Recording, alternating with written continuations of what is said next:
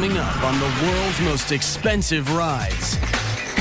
A muscular masterpiece of a supercar breaks all the rules. A private yacht offers an idyllic sanctuary on the high seas. And an all-time classic shows off some serious attitude.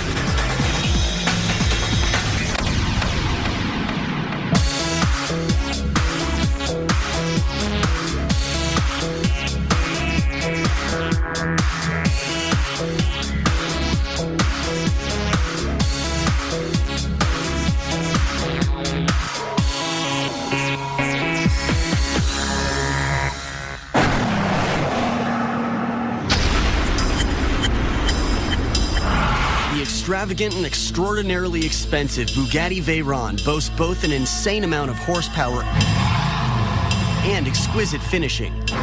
This charismatic colossus has a top speed of over 250 miles per hour,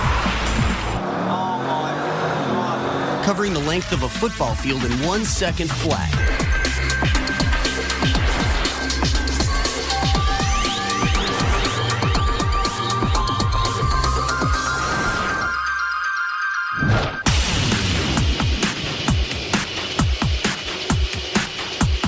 The Veyron costs up to $2 million depending on the exchange rate with the euro.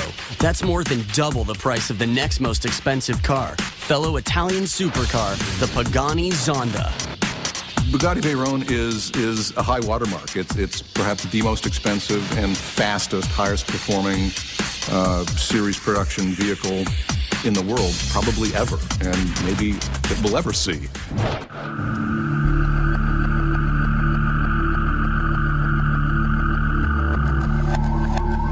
In other words, for the price of just one Veyron, you could help yourself to 2 Rolls-Royce Phantoms, 2 Aston Martin DBSs, and a Lamborghini, and still have change to spare.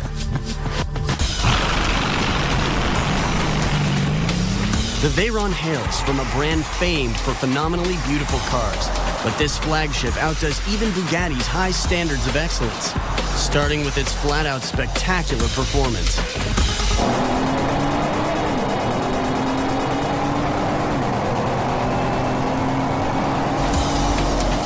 The Veyron is really designed from the ground up as an extreme performance statement. So top speed is part of that. There's also cornering and braking and handling, acceleration. But top speed is really what it was built for, and specifically targeting speeds in the range of 250 miles an hour. And if you're going to do that, there are a lot of forces you have to worry about. Aerodynamics being a huge one. A lot of the car looks the way it does, works the way it does because of the necessity to really carefully manage airflow at speeds like that. Airplanes take off at much less than 250 miles an hour. And if you don't want your car to take off, you have to really manage that airflow over the body. It's got more acceleration than just about any car ever made. 0 to 60 in 2.5 seconds. A whiplash-inducing burst of speed equal to the force of gravity. Like a fighter jet, the Bugatti packs G-force. The Bugatti Veyron 16.4 is really a supercar that has a performance that reaches 0 to 60 time of around about 2.2 seconds. Stats like these place the Veyron at the very top of the supercar performance rankings. But this thoroughly modern marvel is rooted in a tradition begun by an Italian engineer living in France a century ago. Ettore Bugatti was known as an eccentric genius. Bugatti started in 1909 by Ettore Bugatti. He was born from a family of artists, but Ettore Bugatti, instead of being an artist, became an engineer. His very first car was the Type 10. He then started to make small racing cars, but it was the Type 35 which won many Grand Prix in the 1920s, which really put Bugatti on the map.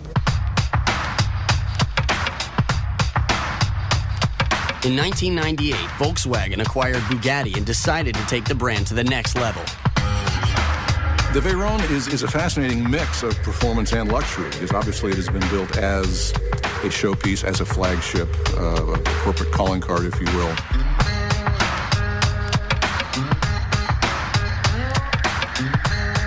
It took 50 engineers 5 years to turn a concept car into a carbon fiber and aluminum reality. Bugatti billed the Veyron as the fastest production car ever, and when it finally hit the streets, this amazing car had already clocked an unofficial record on a German test track. How did Bugatti do it? At the heart of the Veyron is an immensely powerful W16 engine made of two Audi V8s arranged in the shape of a W. Topping the engine, no fewer than 4 turbochargers, but all this power creates a serious engineering challenge. That means you're burning a tremendous amount of fuel, and that generates a tremendous amount of heat. So among the issues that the Veyron has to deal with is the cooling. You have to shed a certain amount of that heat. Typically, we do that with radiators. That's why the designers built the Bugatti with no fewer than 10 radiators. 3 of them for actually cooling of the engine. Then there are other separate smaller radiators for the gearbox oil and the differential oil and the air conditioning system and all sorts of other things, mostly because they can't put great big holes in the body and just let air dump in there. That creates so much drag they'd never make it to the 250 mile an hour level. So there's very carefully managed inlets and outlets with small radiators positioned around the car just to speak to the individual cooling needs and be sure they're always thinking about that airflow management. Very critical. The gearbox is one of a kind too, with 7 speeds and 2 clutches. And when it hits 137 miles per hour, the Veyron changes its form, lowering its nose by 2 inches, sprouting a rear spoiler, and generating 1/3 of a ton of downforce. For top speeds, the driver can choose to keep the wing down and lower the chassis even further. Well, in movie terms, this car does something we would call shape-shifting. It is one vehicle when it's sitting there and you can appreciate it, but when it gets ready to really do its business, it becomes something completely different. Anybody can drive it, but obviously if you're really looking to plumb its depths of performance and really go for high speeds, you need to know what you're doing because things happen very fast at 200 miles an hour or better. Despite the Veyron's incredible speed, it's no slouch on interior features. Plush leather, brushed aluminum, 400-watt stereo, and GPS embedded in the rear-view mirror. The Bugatti has so many levels of appreciation to it, down to the intricacies of the way the stitching is for the seats, the subtle color variations in the leather. It's really something to appreciate up close.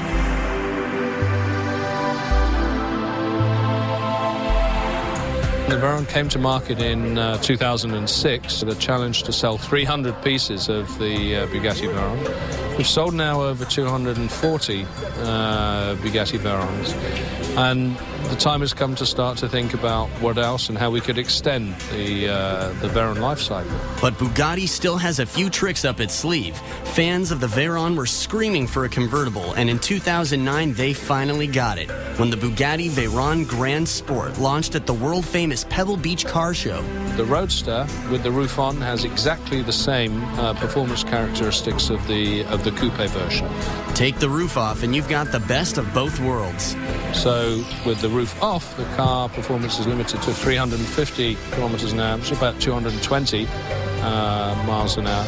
But there is a very nice solution of a soft top, which is in the form of an umbrella, or Bugatti umbrella, that we can put in there in case it's raining on the day that you're out driving without the roof.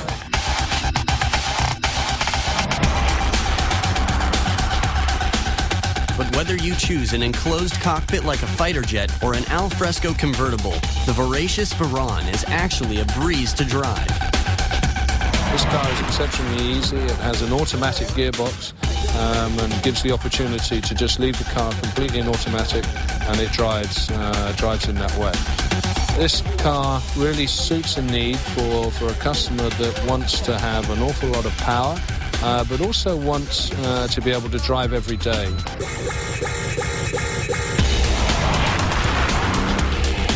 The Bugatti Veyron, breaking automotive records in just about every department.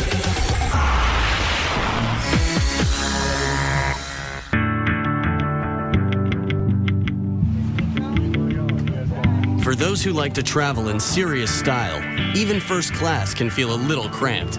But what if you could cruise to the world's most glamorous hotspots in a custom yacht that outshines even the most deluxe 5-star hotel? fit for a queen and fancy enough for the highest of high rollers. Welcome aboard the Lady Linda.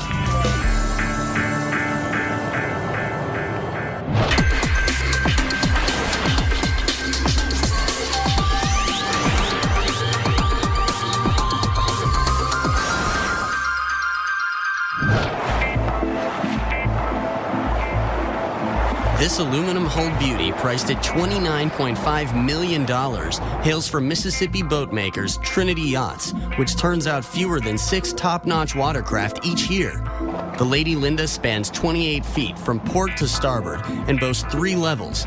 It's just about the right size to park outside your Florida compound. A specialty hull design called semi-displacement makes it possible to navigate shallower waters. The Lady Linda, because it's semi-displacement and sits higher in the water, and so it's able to access a wider variety of harbors, and in some cases, such as in Florida, the owner can actually tie the yacht next to his home. And sometimes it's hard to tell the difference between the mansion and the boat. The Master Suite sports marble and onyx everywhere, his and her bathrooms, walk-in closets, and pop-up TVs.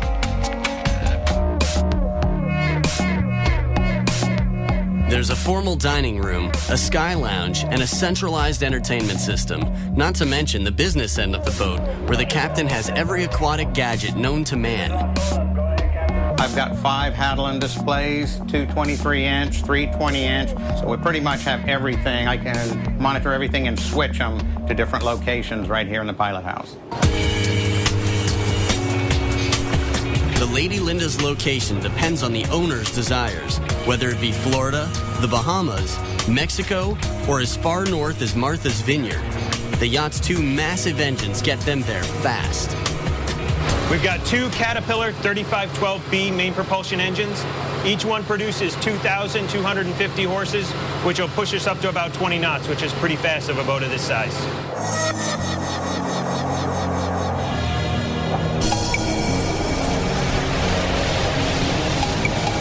And no traffic northbound, you're clear to come out. Hospitality is also in plentiful supply, courtesy of a year-round staff, most of whom live on board, so the Lady Linda can leave port at a moment's notice. On the Lady Linda, we carry 8 crew. When the owners come on the boat, we have 5-star service from one end to the other on the interior. Everything they want.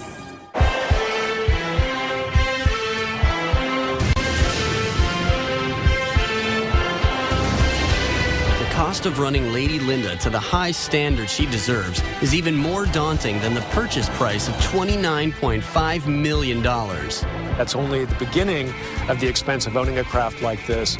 Typically, a mega yacht costs between 10 and 15% of the purchase price per year to operate and maintain.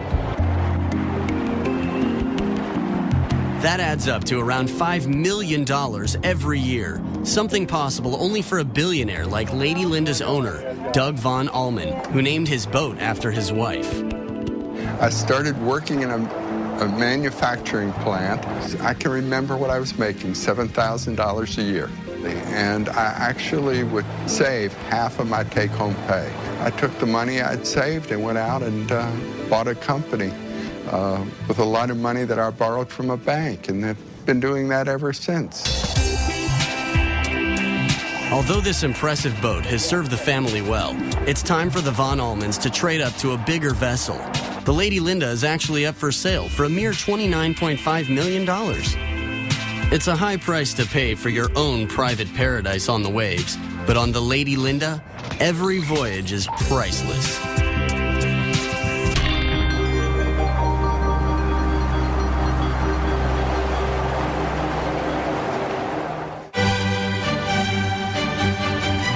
It's the classiest model from the most famous name in luxury automobiles. Behold 3 tons of beauty, style, and power backed by a century of heritage. The 2009 Rolls-Royce Phantom Coupe.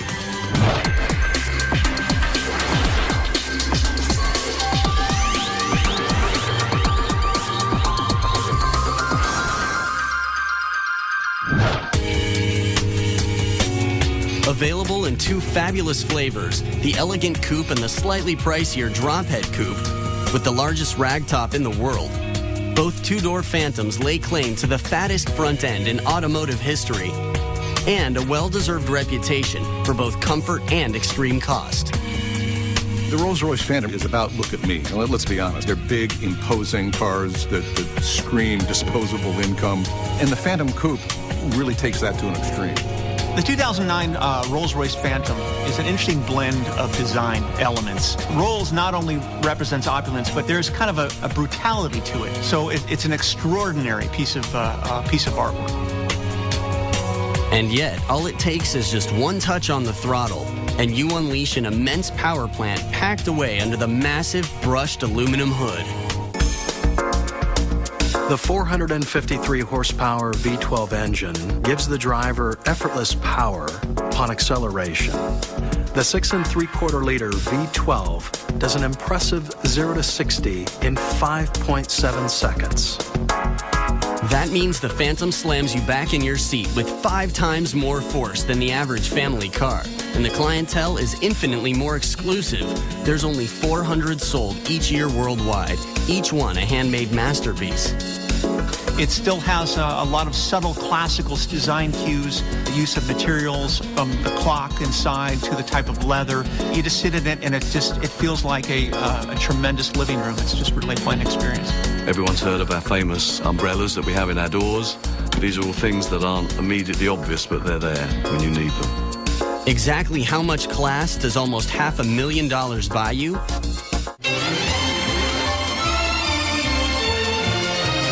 Two and a half tons and 18 feet 4 inches worth. This ultimate touring car is fully loaded with a myriad of touches. Even the famed Rolls-Royce figurine gets special treatment to ensure she's presented in the best possible light. Additional flourishes include rear hinge coach doors and a picnic-style bench trunk, both open at the touch of a button. This car coddles the driver in security, luxury, and peace. Old school charm blends effortlessly and seamlessly with all modern conveniences, including pop-up GPS, onboard computer, and 15-speaker stereo. The entertainment system even talks to you, Knight Rider style. Radio. Radio menu. Please enter a frequency. 101.1. They really did think of everything. Cameras front and back feed a split screen in the car's cabin, and a system called Advanced Drive Control constantly monitors the road and the driving style to keep the ride stable. It's measuring the type of driving you're doing. If the driving attitude changes, it reacts that quickly. One thing that never changes with Rolls-Royce is the timeless and intensely personal finishing the company is famed for. Rolls-Royce has always been known for its fine craftsmanship, its elegant designs. Everything is made at the manufacturing facility in Goodwood, Southern England, which opened in 2003 when the modern Phantom was launched. Each car is constructed by hand. There are only 2 robots on the premises handling the paint job. Buyers choose from one of 44,000 different colors, and for some, even that is not enough. One of our clients decided that the leather he preferred was a match to the shoes that he had made in Paris.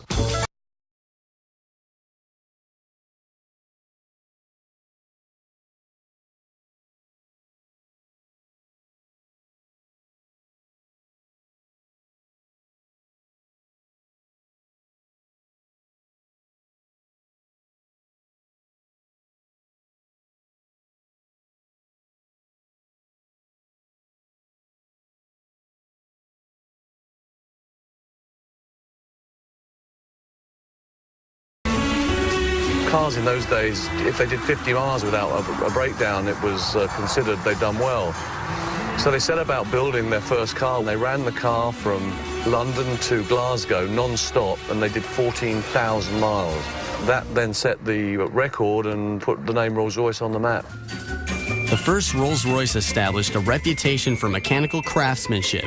Later models earned distinction on the racetrack and is the chariot of choice for the rich, famous, and royal. In the coupe, the Starlight headlining feature lights up the entire roof with 1,600 LEDs to create a planetarium on wheels. Driving into the stars is absolutely fantastic. I'm able to enjoy this view in the afternoon, in the morning, and in the evening. The stars are always shining above me. Nice feeling to have. And in the convertible drop head, there's no need to simulate the sky, night or day. Just slip the massive cashmere-lined canopy beneath the teak deck and enjoy motoring the way Mr. Rolls and Mr. Royce did. Rolls-Royce designers chose a canvas top versus an actual retracting metal top. For one very good reason, there's a romance to the pitter-patter of raindrops hitting the canvas. There really is nothing like a Rolls, a true legend among the many incredible machines that make up the world's most expensive rides.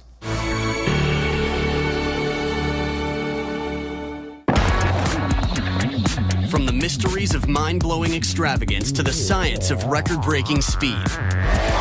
Wild cars, crazy boats, killer bikes, and massive tarmac-shattering trucks.